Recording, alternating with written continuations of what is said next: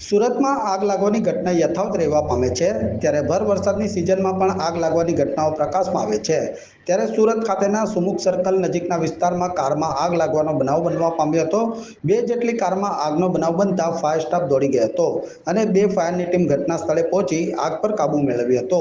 એક કારમાં લાગેલી આગ બીજી કારમાં પસરી જતા આગ લાગી હોવાનું જાણવા મળ્યું હતું।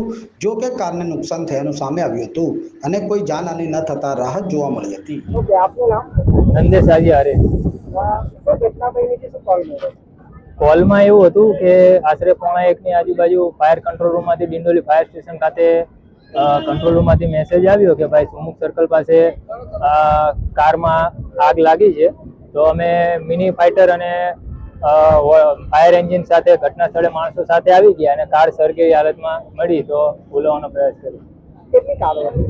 2 કાર દેખાય છે હાલમાં તો અને બંને સળગી ગઈ છે। કોઈ કારણ કારણ હજુ એક જ છે, કયા કારણથી લાગી છે।